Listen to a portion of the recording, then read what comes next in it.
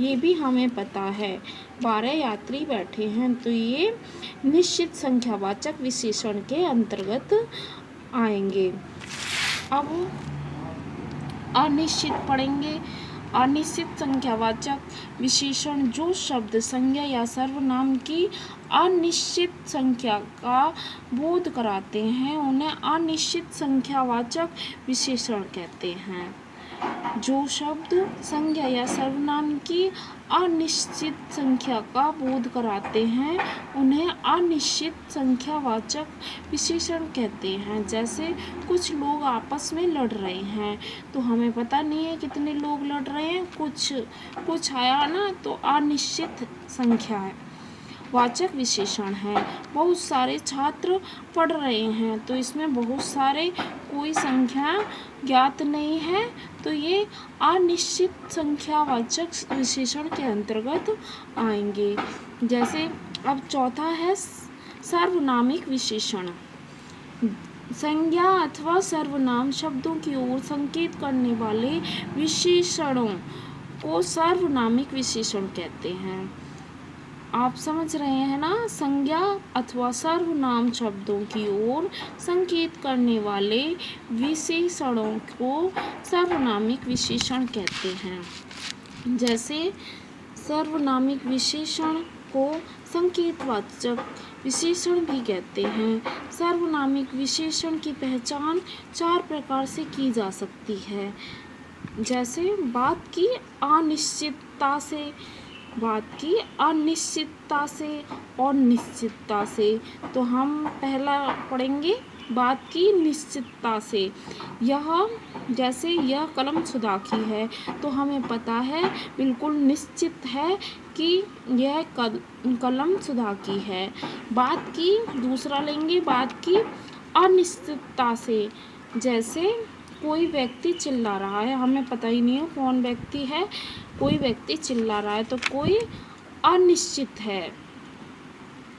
अब हम तीसरा सर्वनामिक विशेषण को जानेंगे, कैसे पहचाना जा सकता है। तो प्रश्नवाचक पद के माध्यम से। जैसे किस लड़की ने तुम्हें मारा, किस लड़की ने तो तुम्हें मारा, तो किस प्रश्नवाचक सर्वनामिक विशेषण को पहचाना जा सकता है। चौथा है संबंध सूचक पद के माध्यम से। जैसे यह पुस्तक मेरी है, यह पुस्तक मेरी है, संबंध जोड़ दिया और वह पुस्तक तुम्हारी है।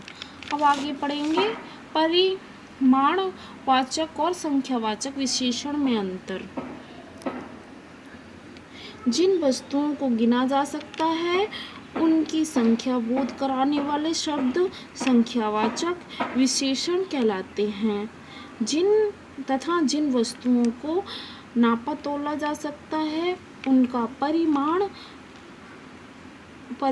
बताने वाले शब्द परिमाणवाचक विशेषण कहलाते हैं। अतः दोनों विशेषणों में यही अंतर है। उदाहरण, मेरे बस्ते में 5 पेंसिल हैं। तो कितनी पेंसिल हैं बस्ते में? 5 पेंसिल हैं। संख्यावाचक विशेषण है क्योंकि 5 पेंसिल हैं। यहाँ पे माँ ने 4 किलो चीनी मंगाई, नापा तोला जा सकता है। तो यहाँ पे परिमाणवाचक विशेषण का उदाहरण है। ठीक है, आगे पढ़ेंगे सर्वनाम और सर्वनामिक विशेषण में अंतर। संज्ञा के स्थान पर प्रयुक्त होने वाले शब्द सर्वनाम कहलाते हैं तथा जो सर्वनाम संज्ञा से पहले आकर उनकी विशेषता बताते हैं वे सर्वनामिक विशेषण कहलाते हैं। उदाहरण, यह मेरी पुस्तक है, यह मेरी पुस्तक है तो सर्वनाम है, यह सर्वनाम है। यह पुस्तक मेरी है तो क्या होता है, उनकी विशेषता बताते हैं कि इनकी सर्वनाम संज्ञा से पहले आकर उनकी विशेषता बताते हैं। यह पुस्तक मेरी है तो पुस्तक आगे आ जाती है और यह पहले आ जाता है और मेरी बाद में आता है तो सर्वनामिक विशेषण के अंतर्गत आता है। अब हम प्रविशेषण के बारे में जानेंगे। विशेषण शब्दों की विशेषता बताने वाले शब्द को प्रविशेषण कहते हैं। जैसे 10वीं कक्षा का बहुत अच्छा परिणाम निकला है, बहुत अच्छा परिणाम निकला है। घोर परिश्रमी व्यक्ति सदैव सफल होता है, तो घोर प्रविशेषण होता है। आगे विशेषणों की अवस्थाएं। हर वस्तु व्यक्ति अपनी एक खूबी विशेषता होती है, उस खूबी विशेषता की वजह से ही उसकी अपनी अलग पहचान बनती है। ये विशेषता किसी वस्तु व्यक्ति में सामान्य होती है तो किसी में ज़्यादा और किसी में सबसे ज़्यादा। इसी तुलना के आधार पर विशेषणों की 3 अवस्थाएं मानी जाती हैं: मूलावस्था, उत्तरावस्था, मध्यमावस्था, उत्तमावस्था। ठीक है। मूलावस्था, इसमें किसी की तुलना नहीं होती बल्कि किसी एक व्यक्ति, वस्तु या स्थान की सामान्य विशेषता बताई जाती है। जैसे ऐश्वर्या सुंदर अभिनेत्री है, श्रेष्ठ अच्छा लड़का है। ठीक है। उत्तरावस्था, इसमें दो व्यक्तियों अथवा वस्तुओं की विशेषताओं की आपस में तुलना की जाती है। दो व्यक्तियों की आपस में तुलना की जाती है किसमें? उत्तरावस्था में। जैसे चीता शेर से तीव्र दौड़ता है, चीता शेर से तीव्र दौड़ता है। यहाँ पे तुलना की जा रही है। ठीक है। राम श्याम से लंबा है, राम श्याम से लंबा है। अब हम उत्तमावस्था के बारे में जानेंगे, उसका अर्थ जानेंगे। उत्तमावस्था, इसमें बहुत से लोग अथवा वस्तुओं की तुलना करके उन सब में एक को सबसे अच्छा या बुरा बताया जाता है। जैसे ऐश्वर्या सबसे सुंदर अभिनेत्री है, चीता सबसे तीव्र दौड़ता है। ठीक है। अब हम उत्तरावस्था को प्रकट करने के लिए विशेषण के बाद तर प्रत्यय जोड़ दिया जाता है। जैसे तीव्र को तीव्रतर, श्रेष्ठ को श्रेष्ठतर, सुंदर को सुंदरतर, कम को कमतर। कई बार इस अवस्था में विशेषण शब्दों के साथ कर प्रत्यय का भी प्रयोग किया जाता है। जैसे महिमा हर कार्य में श्रेय से बढ़कर है, महिमा हर कार्य में श्रेय से बढ़कर है। उत्तमावस्था में विशेषण के बाद तम प्रत्यय का प्रयोग किया जाता है। जैसे तीव्र तीव्रतम, अधिक अधिकतम।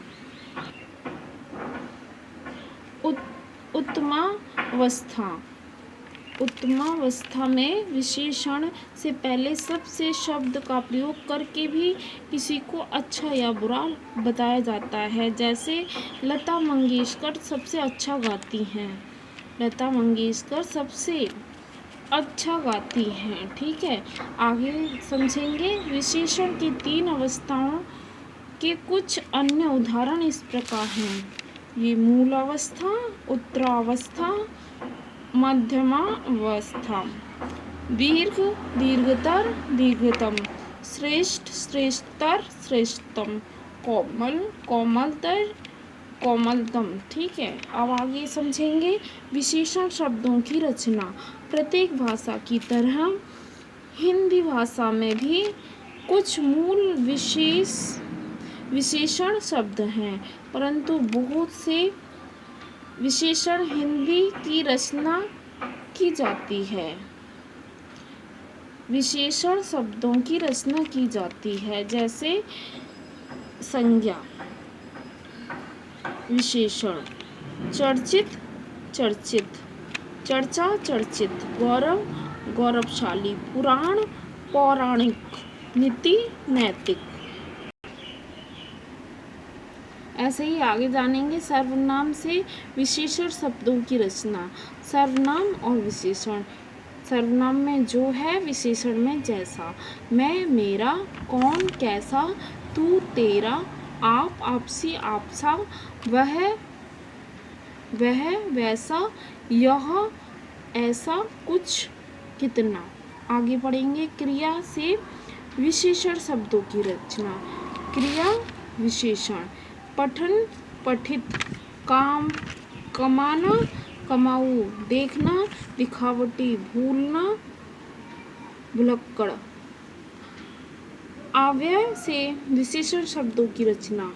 अव्यय से विशेषण शब्दों की रचना। अव्यय, विशेषण। आगे, अगला, अंदर, अंदरूनी, नीचे, निचला।